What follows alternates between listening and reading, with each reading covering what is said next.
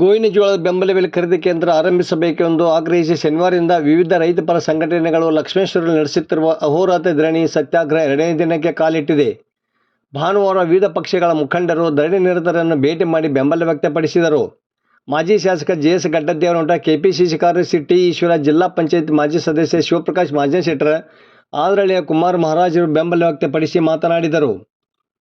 ಹೋರಾಟದ ನೇತೃತ್ವ ವಹಿಸಿರುವ ಮಂಜುನಾಥ್ ಮಾಗಡಿ, ನಾಗರಾಜ ಚಿಂಚಲಿ, ವಕೀಲ ರವಿಕಾಂತ್ ಅಂಗಡಿ, ಪೂರ್ಣಾಜಿ ಕರಟೆ, ಬಸವರಾಜ ಬೆಂಡಿಗೇರಿ, ಎಂ.ಎಸ್. ದೊಡಗೌಡರು ಇದ್ದರು.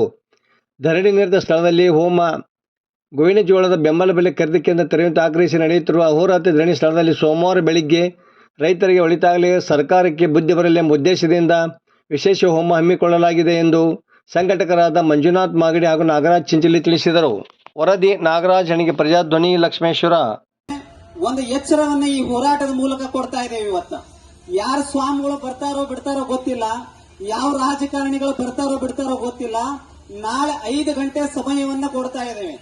ನಮ್ಮ ರೈತರಿಗೆ ಬೆಂಬಲಿಸಿ, ನಮ್ಮ ರೈತರು ಏನನ್ನ ತಮ್ಮ ಕಡೆ ಡಿಮ್ಯಾಂಡ್ ಅನ್ನ ಇಟ್ಟಿದ್ದಾರೆ, ಆ ಡಿಮ್ಯಾಂಡ್ ಅನ್ನು ಇಟ್ಟು ಆ ನಿಗದಿ ಬೆಲೆಗೆ ತಾವೆಲ್ಲ ಬೆಂಬಲಿಸಿ ಅದನ್ನ ಕಾರ್ಯರೂಪಕ್ಕೆ ತಂದ್ರೆ ನಾವು ಆ ಹೋರಾಟದಿಂದ ನಾವು ಕೂಡ ಹಿಂದೆ ಸರಿತೇವೆ. ನಾಳೆ 5 ಗಂಟೆ ಸಮಯ, ನಾಳೆ 5 ಗಂಟೆ ಸಮಯದಲ್ಲಿ ತಾವು ನಮ್ಮ ರೈತರಿಗೆ ಬೆಂಬಲಿಸಲಿಲ್ಲ ಅಂದ್ರೆ ನಾಳೆ ಸಮಯ 5 ಗಂಟೆಗೆ ಯಾವ ಸ್ವಾಮಿಗಳು ಬರ್ತಾರೋ ಬಿಡ್ತಾರೋ ಅಥವಾ ಯಾವ ರಾಜಕಾರಣಿಗಳು ಬರ್ತಾರೋ, ಯಾವ ನಮ್ಮ ಭಕ್ತರು ಬರ್ತಾರೋ ಬಿಡ್ತಾರೋ ಗೊತ್ತಿಲ್ಲ, ನಮ್ಮ ರೈತರು ಎಲ್ಲ ಸ್ವಾಮಿಗಳ ಜೊತೆ ಇರ್ತಾರೆ ಅಂತೇಳಿ ನಾವು ಅನ್ಕೊಂಡಿದ್ದೇವೆ.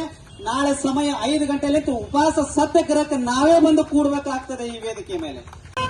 ಕಷ್ಟಪಟ್ಟು ಹಗಲು ರಾತ್ರಿ ಬಿಸಿಲು ಮಳೆ ಎಲ್ಲ ಒಡ್ಡಿ ಬೆಳೀತಕ್ಕಂಥ ರೈತ ಕೊನೆಯ ಗಳಿಗೆಯಲ್ಲಿ ಈ ತರ ಪರಿಸ್ಥಿತಿ ಬರುತ್ತೆ.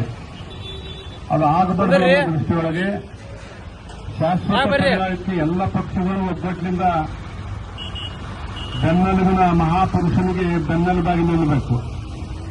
ಅದರಿಂದ ಆಗ್ತಾ ಇಲ್ಲ.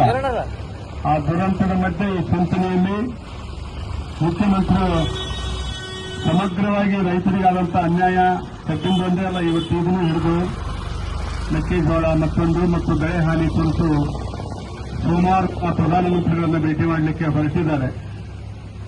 ಅಲ್ಲಿ ಬಹಳಷ್ಟು ವಿಷಯ ಕರ್ನಾಟಕ ರೈತ ಅನುಭವಿಸತಕ್ಕಂಥ ಕಷ್ಟಗಳನ್ನ ಅಲ್ಲಿ ಪೂರ್ತಿ ನಮ್ಮ ಮೆಕ್ಕೆಜೋಳದ್ದು ಬರುತ್ತೆ. ಅದರಲ್ಲಿ ವಿವರಣೆಯನ್ನು ಪ್ರಧಾನಮಂತ್ರಿಗೆ ಕೊಡಲಿಕ್ಕೆ ಅಧಿಕೃತವಾಗಿ ಮುಖ್ಯಮಂತ್ರಿಗಳು ಹೊರಡ್ತಾ ಇದ್ದಾರೆ.